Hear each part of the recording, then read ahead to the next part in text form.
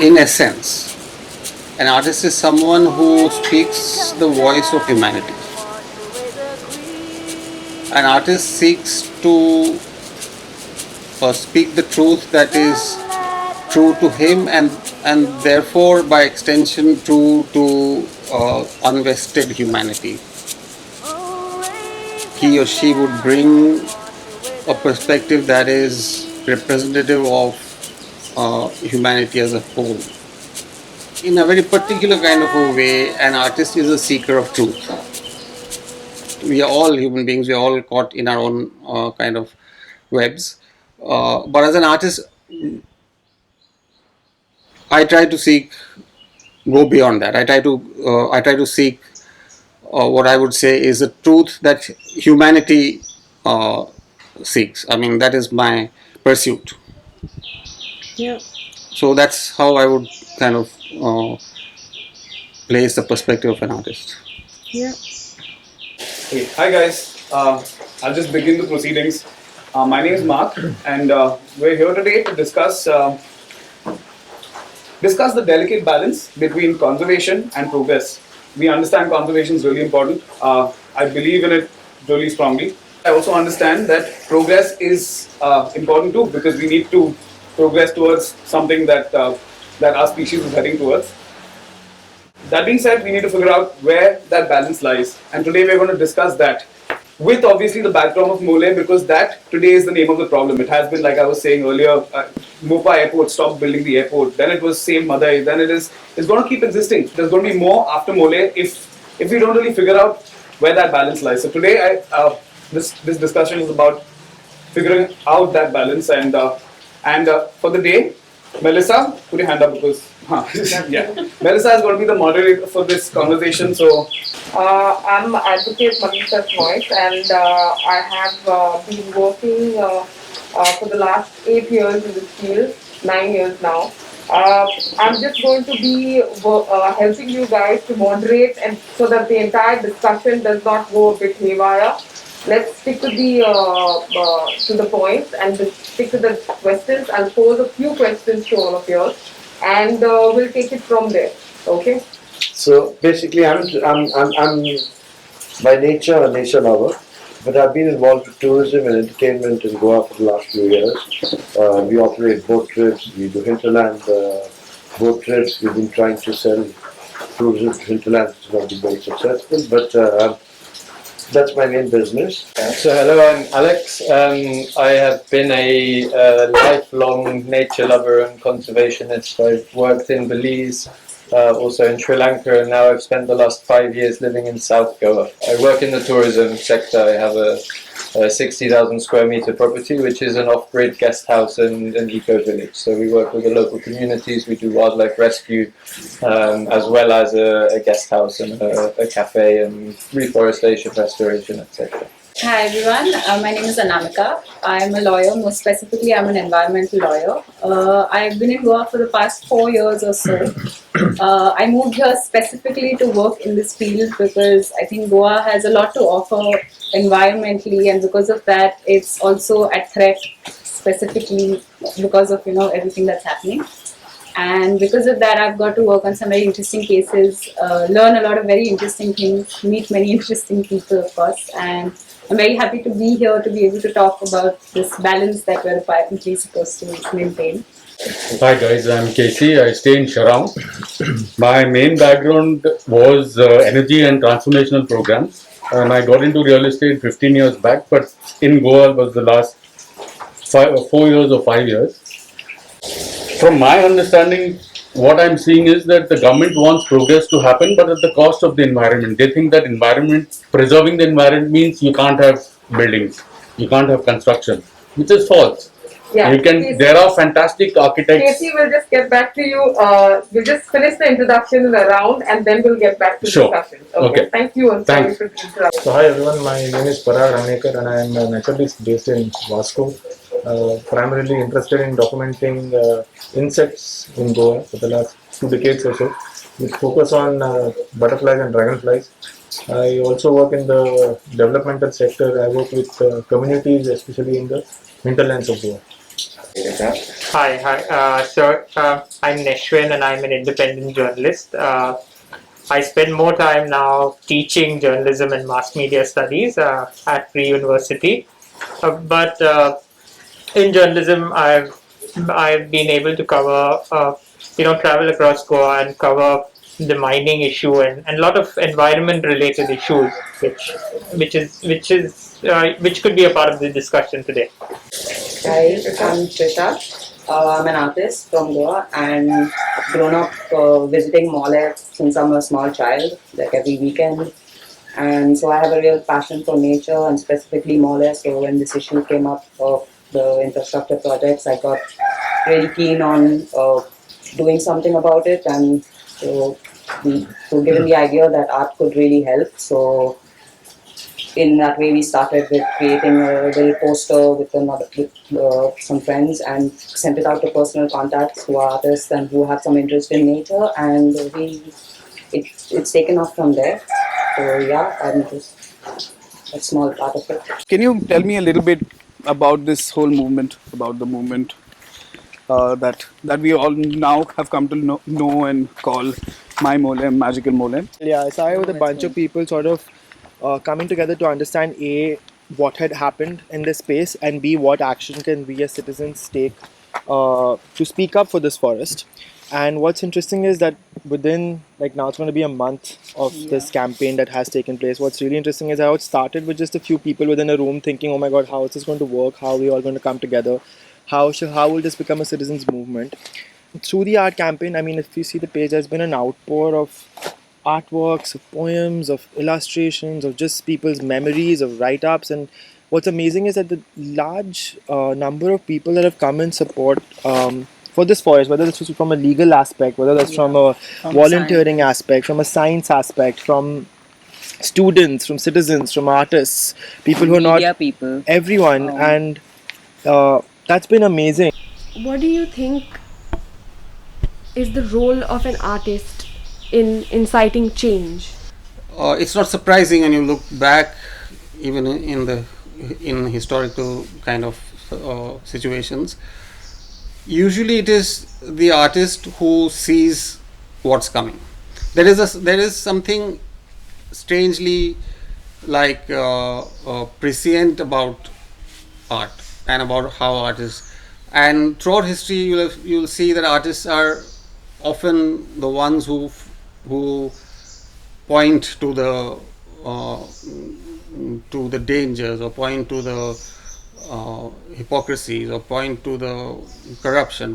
They point to the destructive tendencies that human society heads towards at different times and places. And artists are like the antennae of society. The artists sense what's coming, and they try to raise their voices to warn people, and therefore the artist, I would say, is partly also like a what do you say, like a crystal ball gazer.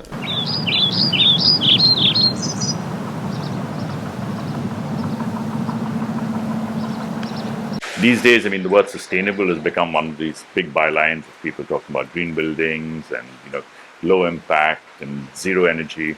But a lot of it is to do with our own lifestyles and what we choose to do. And today's lifestyle is all about consumerism. It's all about, having large houses, large cars, and, living the good life. But we fail to recognize there's a large section of society that is actually deprived. And we as architects actually just cater for the top elite section of society. So we're mostly disconnected from the reality of what's happening around us.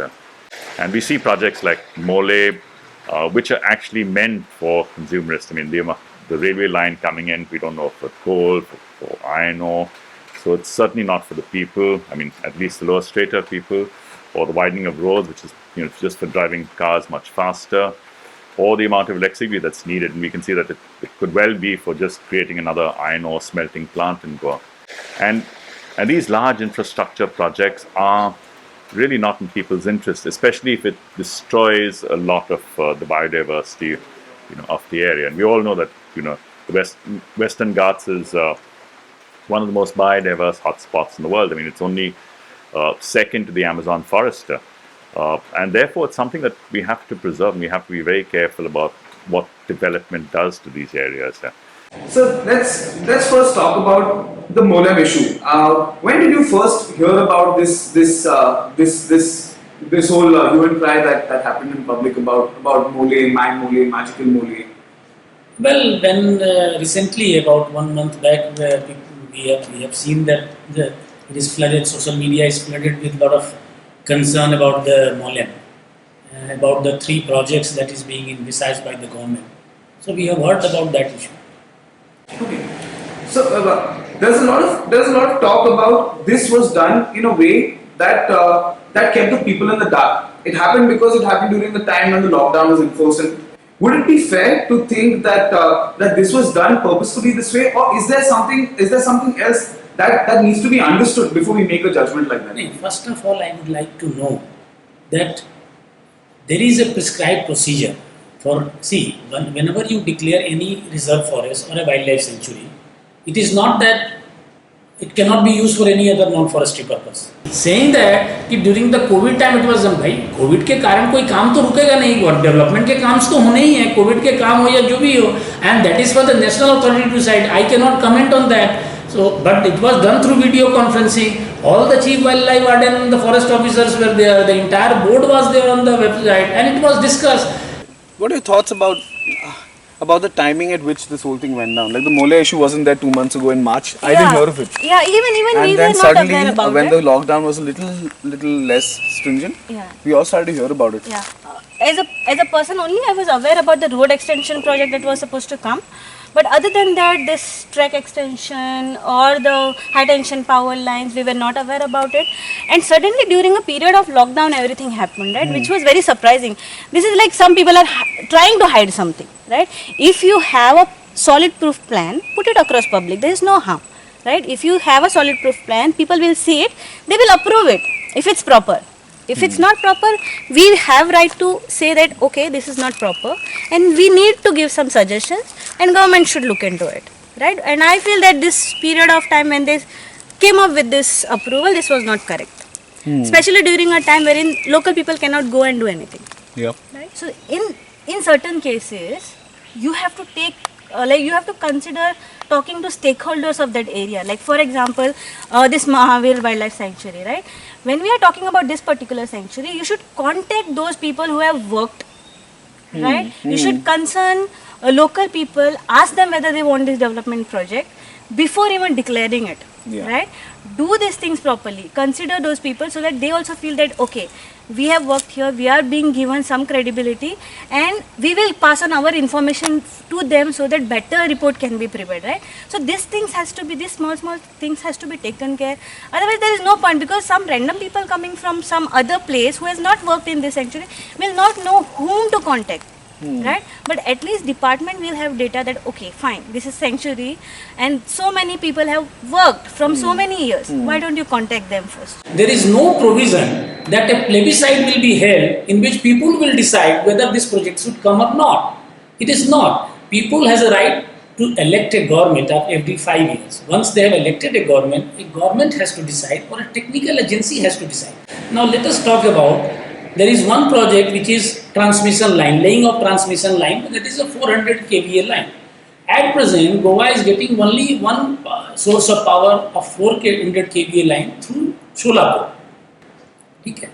Now, the Ministry of Power has a projected demand. So now they felt by the next year, financial year 21-22, 1200 megawatt requirement will be for Goa, which cannot be met through Maharashtra side. So it requires to be taken from the Karnataka side also, where the power is already there. So whether you tell me whether the same kind of people that does not want power, if 10 minutes the power goes off, they will say the government is not doing anything. Now government has to bring the power. Now Karnataka side is divided between Goa. There is a huge Western Ghat. So it has to come through Western Ghat. It cannot come through sea routes and all. When you fragment a forest, especially something, a linear project like this, especially the high tension wire, you are cutting through, very pristine forests which have never been ventured into before. Just besides the existing Anmod Ghat road, there is already a high tension wire which passes, which is of probably a lower capacity. I am not sure what is the capacity of that. There can be an alternative strategy, for example, upgrading the existing line. That would be a very good option. Agency, a power ministry, has given a proposal that these are the projected demand, and the Goa government also said yes. Our electricity department said yes, we require that power. This is the projected demand, so we want a project. So last 2-3 years they are working, and maybe it will take another 2-3 years to build the power. So that you try to meet the projected demand. That is a part of the technical process. Now, if somebody says कि नहीं नहीं इसकी जरूरत नहीं है, so those people are not the people to decide. They are not the people to decide. The people to decide at the helm of the affair is the technical department and the government.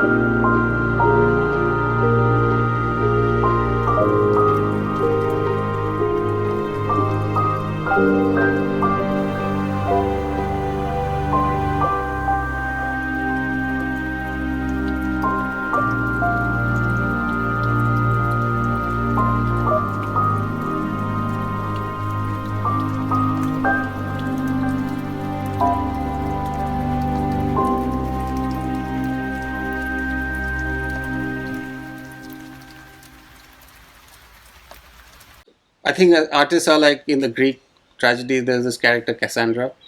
She was condemned to see the truth which nobody else could see, but she was also condemned to not have anyone believe her, and uh, and so she always spoke the truth, or she always predicted what's going to happen, but nobody believed her.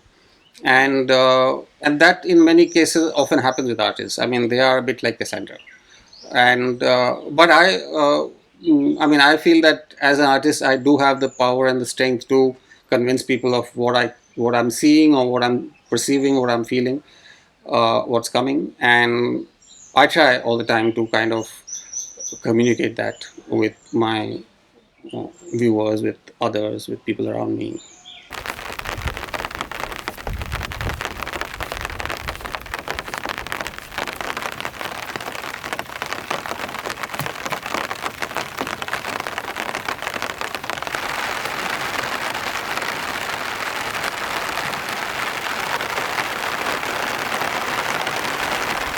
We have enough resources for the number of people on the planet if we're using them wisely for the kind of things that we need. So now what is demand catered by? And this is also largely where art comes into play again. Because art is such a wide term. If I just look at, say, like films or stories, the kind of images that we see today that shape who we want to be, and largely because advertising has taken such a large portion of what we see in the world today. The inspirational value of life and how it connects you to ecology is so disconnected that what we're consuming is so rampant. That's why we're losing so much that we don't really have to lose. It's for something that's absolutely purposeless, right? And the biggest problem, of course, is not taking the people on board, not really charting out what we consume at the moment, where we're heading for in the future. And I think it's important that we establish what our future lifestyles will be, especially in this COVID era. Uh, it's not going to change. I mean, in about 50 years from now, they say the population of the world could be only 1 billion with the pandemic, with the economic situation, with climate change. In which case, as architects, we need to really learn to unbuild.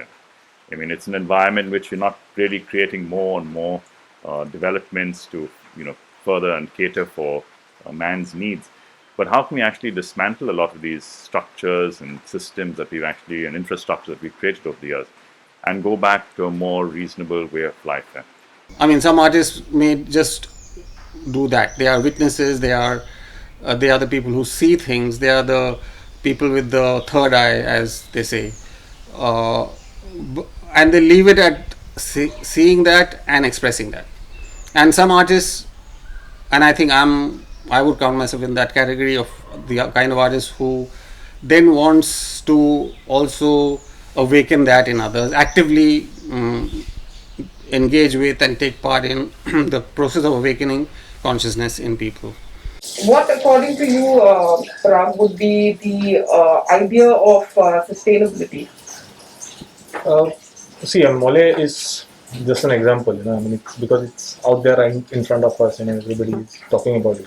But this is something that's been existing for quite some while. I think my concern is not about the projects per se, but how decisions are taken, or how clearances are accorded. Now, that's a major issue.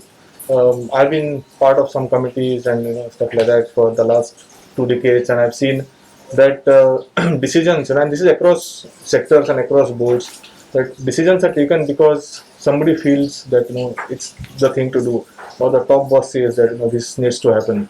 Uh, Rarely decisions are taken based on good knowledge or good information, and that's a major concern, because when you take decisions based on half-cooked knowledge, or in some cases no knowledge at all, the decision obviously is not going to be the right one. Okay, so, and this is a major concern because it points to failures in the system. It's a systemic failure. It's a failure of governance. See, I am getting around 2000 email representation I have got. And I can be very sure that out of this 2000, 1900 people does not know where the Mollem exactly is. Just it was online petition, they just click, because now we have a device called mobile, and we have a device called WhatsApp, and we have a device called Gmail. It does not take a lot of not an energy. We are sitting people बैठे हुए दबा दिया चला गया petition prime minister को ये चला गया. But point is कि there is a technical agency, there is an entire machinery. It has gone through so much process: DCA, Chief Wildlife Warden, Forest Secretary, then State Board of Wildlife, then National Board of Wildlife. Each board is represented by various facets of the people, various components of the people. And there is an NGO, there is an environmentalist. So to say that ki no application of mine has been done is not correct. Now these 3 projects are supposed to be approved by the State Board for Wildlife. Unless the State Board for Wildlife approves it, you cannot send it to the National Board, which is in Delhi. Somewhere in October or something of 2019, they reconstitute the board. And they remove all the people on the board who are critical of these projects. And they put new people on the board. And then they call them for a meeting on the 2nd of December 2019. They call them for a meeting at the Chief Minister's residence. And then they hand over the EIAs to them at the spot during the meeting. I mean, I don't know which expert is there who can look at a fat EIA and decide on whether the facts there are correct, match it with his own experience on the subject. Because presumably the new people have been appointed, all people who are wildlife people. So in the end, the proposal is pushed through. And a very interesting thing that happens during the meeting is that it is the chief wildlife warden who makes the presentation. This is really surprising. If a railway track is laid, let us say I am from Bihar, if it is laid down in the Bihar, people will congratulate the minister and the government, you are bringing a railway line, you are bringing connectivity. Surprisingly, in Goa, people are opposing it. Well, anyway, people has the right to do it. Now, under the Wildlife Act, the chief wildlife warden is the custodian of the wildlife of the sanctuary. And it is his job to ensure that the interests of the wildlife are protected. That is, this is the paramount consideration. But if you got a proposal for road widening and railway doubling and high-ten line, and that proposal is actually being made by the chief wildlife warden himself before the board, then there is a huge conflict of interest. Because the chief wildlife warden is no longer looking at it as a chief wildlife warden, he is looking at it as an employee of the forest department who is employed by the Goa government. It's a Goa government project, so I will not say anything against them. In fact, I will sure, if anybody has any objection, I will try and do the objection. So the minutes actually say that so-and-so raised this query and that the member secretary replied to it. The member secretary is the chief wildlife warden. Once you have joined a service, so you have to be loyal to the service, you have to be honest to the service. So we also try to do justice to the service. But see, we are in such a position, as I am also a tree lover. I also see, given an ideal situation, I'll be the first person to oppose any such project through my wildlife sanctuary, because I am a forest officer. Our predecessor has kept this entire sanctuary in such a good condition. And if that much area is diverted, I should be the first person to raise it. But the point is, I am not only a forest officer, but I am also a government officer, and there is a prescription in the law. So, हमें भी अपना दिल को दबाना पड़ता है. लेकिन the point is, if it is a development project, the society cannot be a static society. It has to go to the needs of the people. It has to meet the needs of the people. Otherwise, the same people will say that अभी train तो हमें birth नहीं मिलता है. Now people say कि बेंगलोर जाना है. There is no train में रिजर्वेशन ही नहीं है, बहुत कम ट्रेन हैं. पीपल से गुड्स के ट्रांसपोर्ट है. Now many people are saying that mining should start, तो माइनिंग के लिए भी ट्रांसपोर्ट करने के लिए चाहिए. तो there are several materials which requires to be transported and there are agency. Let us respect the agency which are involved. Now there are 3 projects going through one area. Now one EIA is not in public domain, so you really can't comment on it for the transmission line. But the remaining 2 projects, both the linear projects are very close to each other. Now, if you compare the 2 EIAs, they don't match at all. So that's a little of a issue. See, the environmental impact assessment of this railway project has been carried out by none other than Indian Institute of Science, Bangalore, which is #1 reputed institute of Government of India. Society cannot sit on a static way. After 50 years, railway has decided, 70 years, railway has decided to double the track. So one has to see whether it is required or not. But yes, we have to minimize the damage. That is the thing. So Indian Institute of Science has done the environmental impact assessment. They suggested that yes, these are the places in consultation with that these are the places where we have seen more animal moving. So based on the past data, we have selected 8 places where underpasses will be made. Is something like this being thought of even for the roadways? Because yes, roadkill is a big problem. Yes, in the roadways also, we have proposed 1 overpass and 3 underpasses. 1 is overpass, so animal can go on the top, and 3 underpasses. And I can assure you, as far as the design is concerned, once this road is made, it is going to be a tourist destination. The environment impact assessment done for the road widening project of the PWD, that's a complete fraud. That's a complete eyewash. I mean, I went with my staff for looking at the terrain from Mollem up to the Karnataka border, and we were amazed to find, they say that something like 12,000 or 13,000 trees are going to be felled. Now, when you actually go and look at the site, in a group of 5 or 6 trees, you will find that only one tree has been marked for felling. So obviously, and all the others are exactly in that road widening area. They're not beyond that. Some are within the marked tree and the existing road.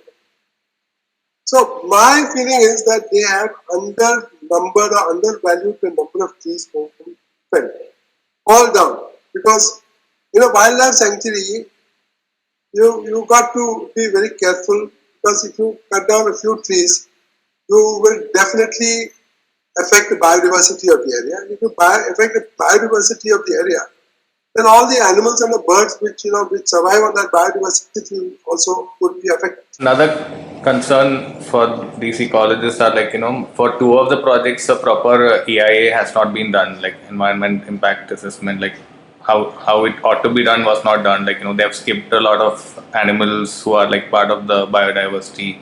They haven't included many animals or insects, birds, etc., etc. So it's like an incomplete assessment of the damage that might happen. Well, if somebody has to put any objection, they have to find some excuse. I mean, a agency like Indian Institute of Science is not an agency on which we should point out the finger. इससे अच्छा कोई institute है ही नहीं India में, Indian institute of science से अच्छा. अगर आप रैंकिंग में भी आप कंप्यूटर पे गूगल पे देखो तो आईआईटी में के और जितने इंस्टीट्यूट है उसमें नंबर 1 उसकी रैंकिंग है, आईआईटी सेकंड रैंक पे आता है. So to say that they have not done is no. They have done it, but the other two is not by them. I think only one of the project has been done by the Indian Institute. One is by the RB agency, so the different agency has been employed. So the other agency, they have not done a proper job, is the complaint I've been hearing. The environmental impact assessment also has been carried for the last 2-3 years. So they submitted preliminary report, then our people also gave the feedback. No, this is the area where you should include. So based on that, it has been made. To say that it has not included this and that is not a very correct answer. And most of the people who are saying it, they have not even read the report. That is the unfortunate part of it. That the people who have read the report, if they say anything, that is okay. The WhatsApp media, the people that they have not read the report, they have not seen the report. That is the problem.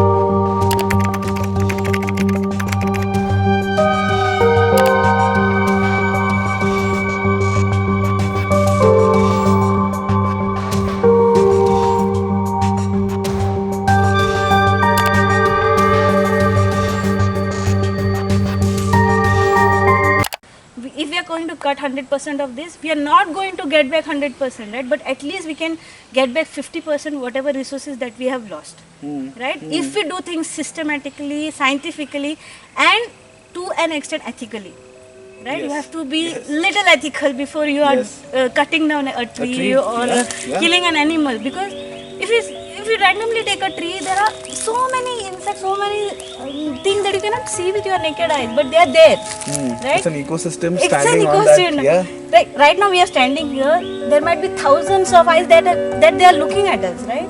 We might not see them, but they are there. We cannot neglect them.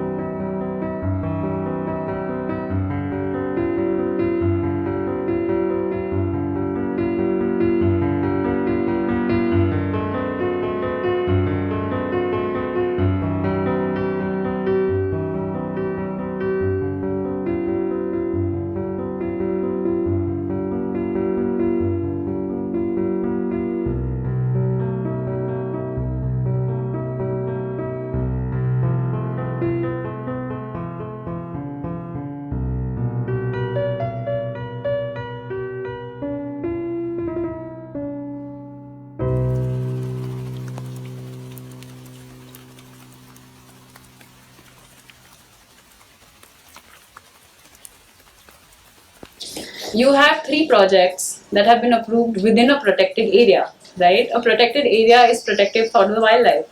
So you cannot push infrastructure projects through with the idea of economic development, because the objective within those areas is supposed to be wildlife protection.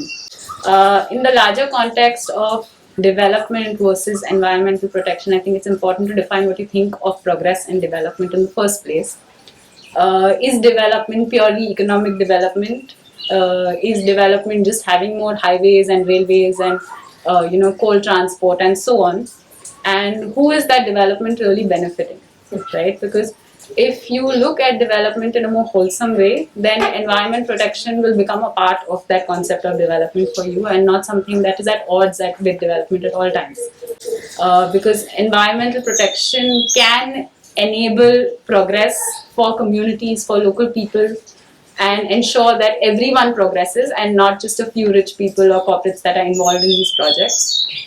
It's common sense that a mother won't give poison to her children, which is what the rich and the government are doing. They're basically poisoning all our environments. See, knowledge won't help us because all the knowledge is coming from intellect. Intellect, we know that doesn't work. We've seen it in this time. Believe that. It has to come from the heart.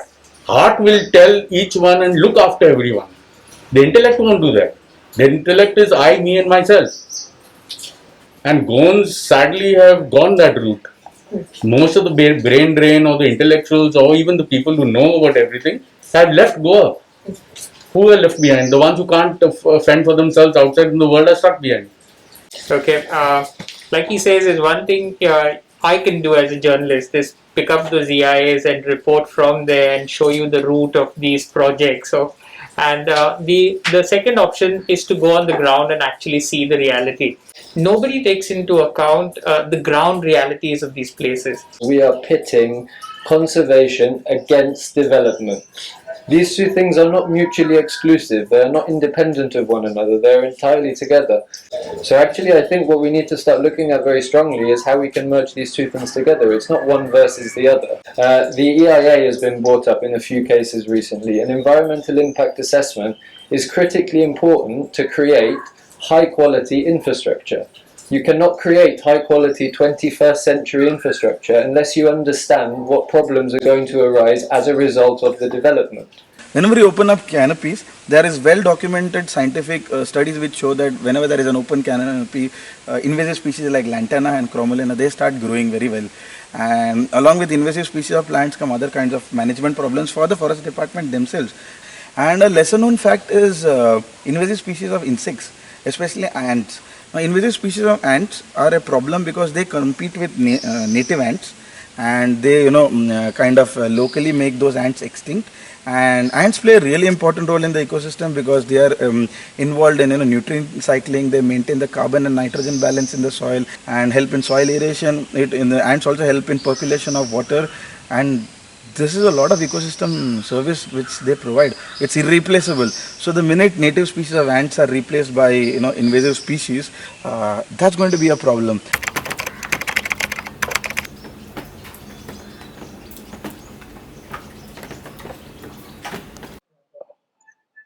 Yeah. In 2016, I was, on the statewide survey of ants from all over Goa. And then, as a part of that, I kind of visited about 350 sites all across Goa, from Pedne Taluka till Kankon. And a lot of that involved, sampling in the protected areas as well. I went to this place where there was a lot of leaf litter, and it was just after monsoon. It was still raining, so it's a habit as an entomologist to kind of price apart leaves and then see what is beneath the leaves. And then I saw this a trail of ants, just 2-3 individuals, going around, and they were extremely bright. They were one of the most brightest ants that I've ever seen in 10 years that I've been studying them. And so I picked them up. And all over the world there are only 12 species known as of then, and this was the 13th species that came to light. It's totally subterranean, it's blind, it's very bright. So it is a very interesting and unique species about which we know nothing, except that we have named it and we know that this is what it is. We have absolutely no idea about it.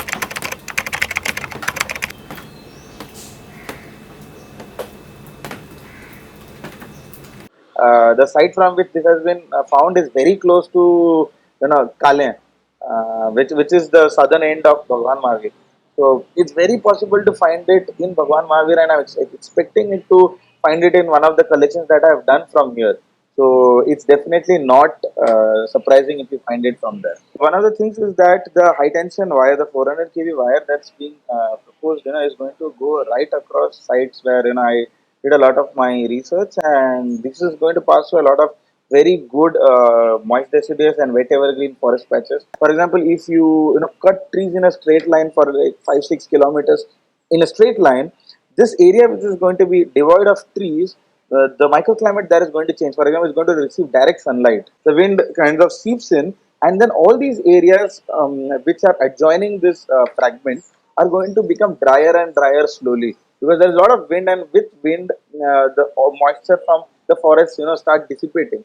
And trees are like the basement of a forest, and if the species of trees are going to change, the shrubs will change, the herbs will change. Because of that, soil changes, and because soil changes, then all associated organisms like ants, earthworms, beetles, termites, everything starts changing, and the entire landscape will start changing slowly. And that is something to be very worried about, because to change a forest from a wet evergreen to a moist deciduous is something that doesn't happen naturally and is induced by humans, until unless it's some very big stochastic event. Why are we looking at importing power from a long distance away into Goa, destroying a very fragile ecosystem, when actually we have the ability to generate power within Goa? If we want to make jobs in Goa, then we could look, for example, at renewable energies, such as, for example, solar panels, which we have lots of roofs everywhere. All of these roofs could be generating electricity. They could be reducing the need for Goa to be externally pulling in power, whilst at the same time protecting the very, very critical ecosystems around. And at the same time, you would then be generating significant jobs and micro-industries for Goan people in local communities to be fitting these things. This is what I think we need to start looking at and talking about. It's not like the environment is going to get damaged as a result of development. No. Negative 20th century old development that is not moving us or progressing us forwards is actually what is damaging everything in the first place.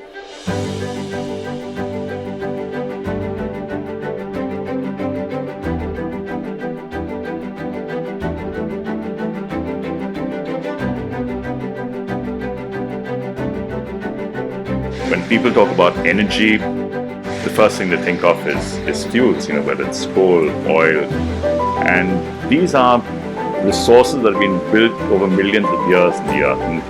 And the only way we can actually create a sustainable way is to use energy that comes live. So whether it's the wind, the sun, through solar devices, water, through tidal energy.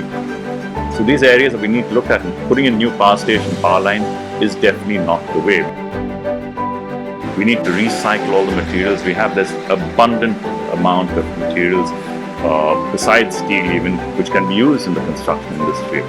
And I think we need to learn to do this, and architects especially need to learn to do this, because we are responsible for what we build, and we have to be better informed, to make decisions, to be influencers, to be catalysts of change.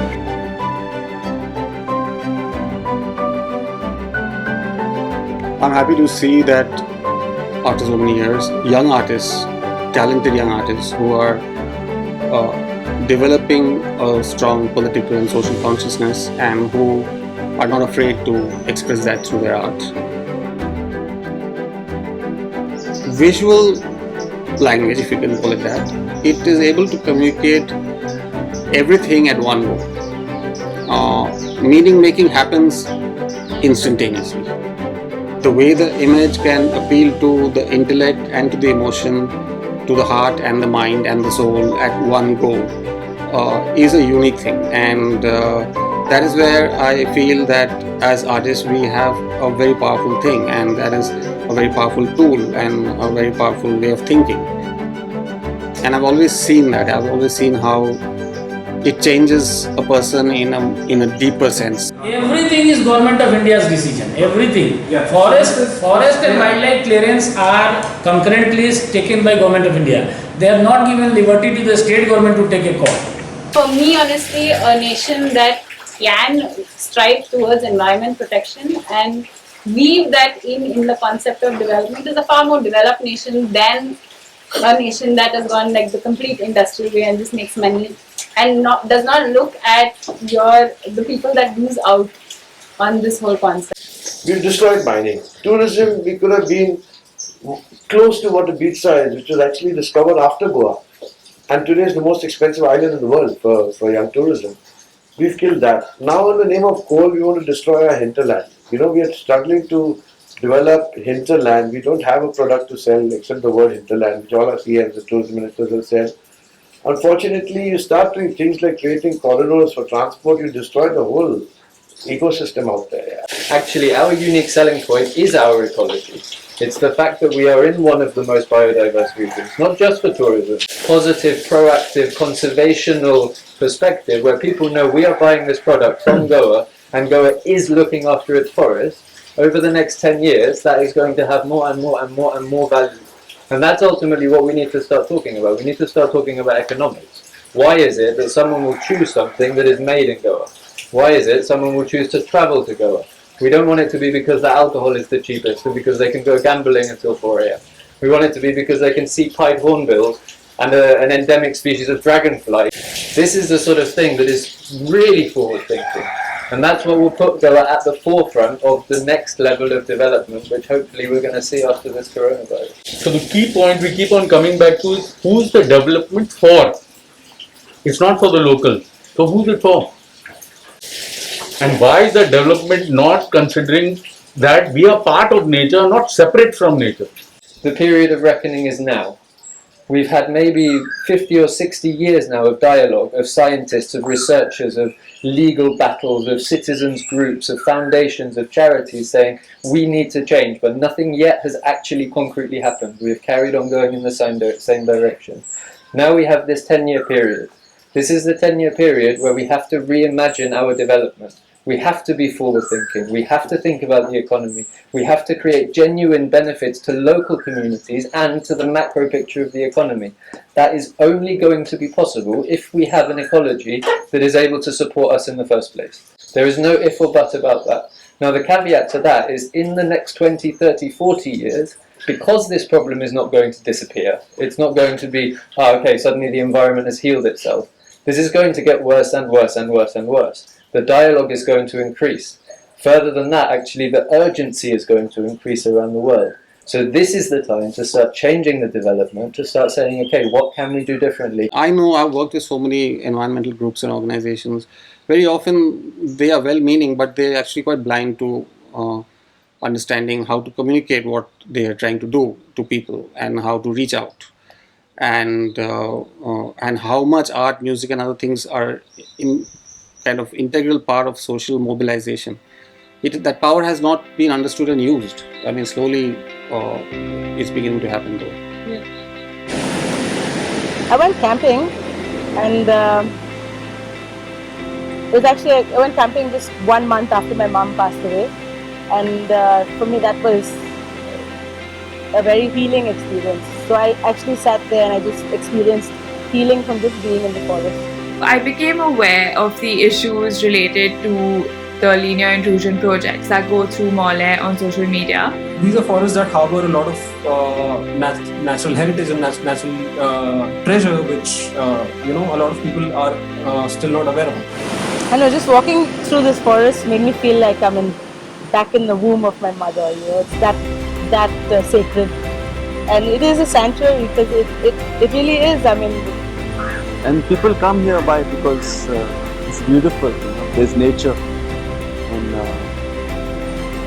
and surely we are inspired by it. Percussion is completely rooted to nature.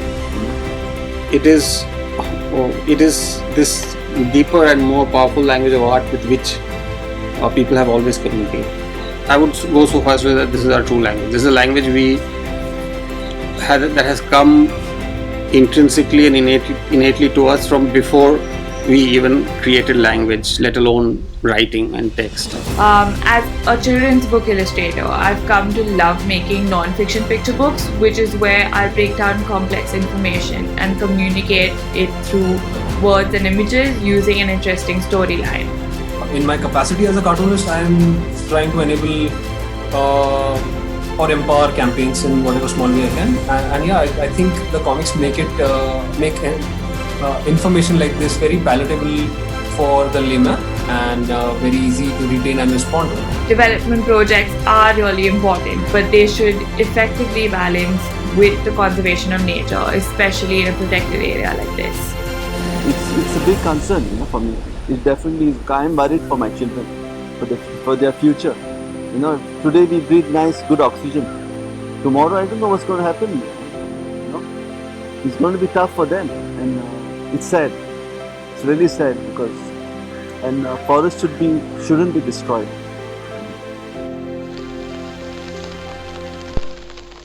I know y'all are in a place where there's been all this destruction, and y'all have created that little installation right there. Tell me a little bit about what you created. For me, visually, it's about within all this chaos, there's like a little bit of harmony. So I feel it was very organic in a sense of just being over here, creating something that is harmony within the chaos. And yeah, it's also like a voice, because like within the past month we've seen so many people come together for this forest, and it's sort of become a voice for this forest. And today in this dead space, using the same materials just to like voice the same thing, that that we're trying our best to like be there for it and like create this fight in whichever way possible. Is there hope for us to build something beautiful as we move forward from here? I don't think by these 3 projects the Mollem will be destroyed. I don't think so. I don't feel at all. No, I don't feel at all. Had it been the case, we would not have recommended the project. It's not like that. Nothing much will happen to the Mollem. Mollem will continue to remain its glory, and we will have underpasses, we will have other projects through which we will try to increase the population, try to maintain the biodiversity, try to increase the biodiversity. I don't think these 3 projects से Mollem की biodiversity को नुकसान होगा in the long run. I heard that you are cutting beautiful trees in the forest of Mollem, which is a home of many wild animals and birds. I request you not to do so, as animals will have no home to live. I love animals and I don't want you to disturb them. Also, if you build a train track on the ground at night, if one sound comes, all the animals will run away and get stuck. Their legs will get stuck to the ground of the track. And you know what else will happen? They'll get run over by train. Animals are helpful to us. We need to fight for our environmental challenge. 20 years from now, our Earth will not be the same. Our planet life, animal life, and climate will change. And living on Earth will be difficult for all living things and human beings. Today itself, we experience drastic change in climate, air, water, and land pollution. Imagine sleeping out of your house with an oxygen tank strapped to your back and an oxygen mask on your face. This is the reality we will face 20 years from now. By cutting trees, the environment will suffer. Trees gives us fresh air to breathe. Wake up now. Stop deforestation. Make the world a better place for us to live. Fight now to breathe fresh air, to drink clean water, and save our planet before it's too late. Hope you will consider my request. Sincerely yours, Pranav. For whatever reasons, society has tried to suppress art in different times in history for political or other reasons. People created art spontaneously, beautiful things, huge works, collective and collaborative works, and it all became. It was not owned by one gallery or by one rich man or by. It wasn't bought and sold. It was there for all, and it was collectively owned by all. We need that art. We need the poetry. We need the music.